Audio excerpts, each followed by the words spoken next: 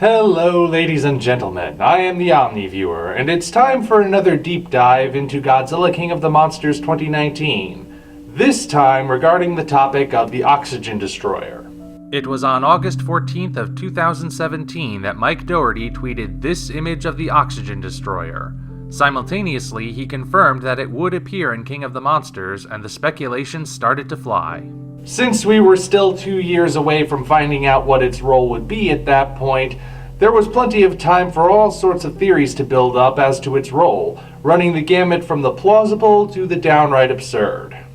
When we finally got to see it, the result was something which even fans of this film find a bit underwhelming. In the film, the Oxygen Destroyer is introduced kind of suddenly in a sequence that's difficult to summarize because there's just so much happening in it. In the midst of all sorts of catastrophes, the weapon is revealed by Admiral Stenz to not only already exist, but to have already been fired. There's no build-up to it, no foreshadowing, and no sense of pomp and circumstance outside of the immediate danger. And what's more, there's also no connection to Dr. Serizawa as there was in the original 1954 film. Given these factors, it's not uncommon for longtime G fans to express disappointment with this choice, even if they enjoy the movie otherwise. Now, I do agree with certain elements of the argument. Like I said, the Oxygen Destroyer just comes out of nowhere without any previous hints. Even if the script did contain foreshadowing, and even if those scenes were filmed, the fact remains that the finished movie contains no such elements. All we get is a few statements about how the government wants the army to kill the Titans, and that's pretty much it. Given that this weapon is not only new to this continuity, but also proves nearly lethal to Godzilla, it seems odd that it should be in and out of this film so quickly. For a while now, though, I've been reconsidering its role in the film, and I think we need to establish some things before we go any further. First of all, I would encourage people to abandon their fan theories, for I find that fuels at least some of the disappointment. People had spent 2 years building up their own ideas of how the Oxygen Destroyer would be implemented, so it's only natural to get so attached to those ideas that one can be disappointed to not see them play out. However, I find that basing your dissatisfaction for something solely on how it's not the version you have in your head is not entirely fair. Now please don't take that the wrong way. I'm not saying the fan theories are bad ideas. Some of them could have been good in the right circumstances. What I'm saying is that if you're focused entirely on what you want, you may not fully appreciate what you have.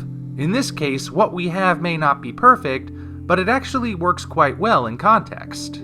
The Oxygen Destroyer is introduced during the Isla del Mar sequence, and if there's one word that perfectly encapsulates that whole scene, it's escalation. It's all about problems piling on top of problems, and anything that might solve one of those problems gets overwhelmed by a different problem. To demonstrate what I mean, let's go back to the beginning of it and review events in order. We begin with two pressing issues already hanging over our protagonists. First, it would seem that Dr. Emma Russell is in cahoots with Alan Jonah and his terrorists, rather than being a prisoner. Second, Ghidorah has been released from Antarctica, and Monarch lost track of him in a tropical storm. That's just how it starts, and things snowball from there. Emma contacts the Argo and reveals that she is not only collaborating with the terrorists, but is in fact the mastermind behind their actions. Her ultimate plan is to unleash the Titans gradually so as to reshape the Earth, which will kill millions of people.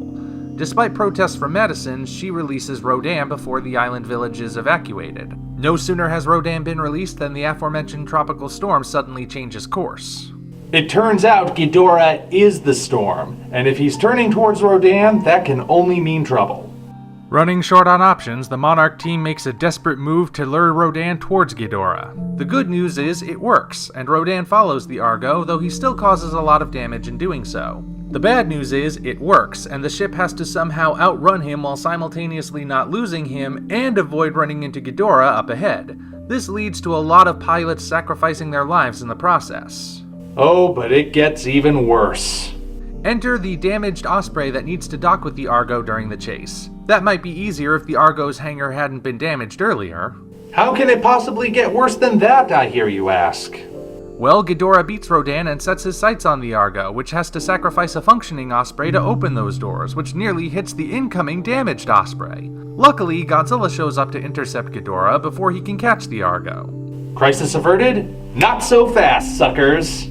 During the chaos, Admiral Stenz phoned in and told everyone, "What up, homies? Y'all should know we bout to bust a cap in your lizard and it'll mess you right up." I don't know why he suddenly sounds like he's from the hood, but you get the idea. So this new super weapon goes off and it kills the wrong monster. Godzilla appears to die, and Ghidorah not only survives, but instantly heals his wounds and puts his own plan in motion by unleashing every remaining Titan at once and bringing on the apocalypse.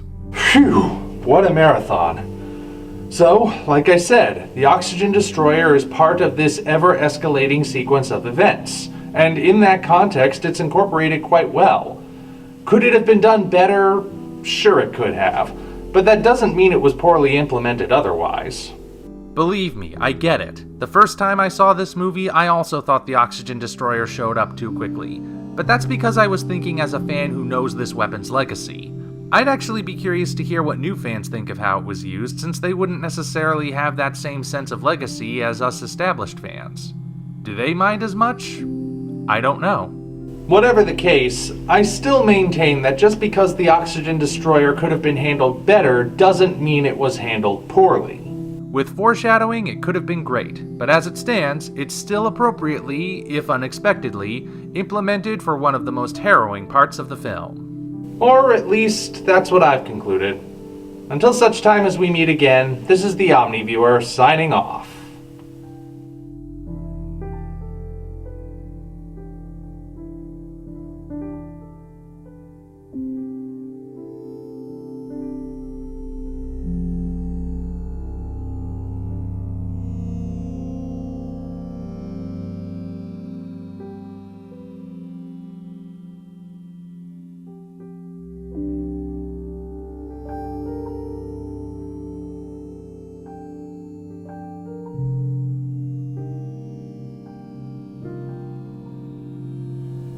Now, of course, there is more to discuss regarding the Oxygen Destroyer and how it relates to the themes and characters of the film, but I think I'll save that for next time.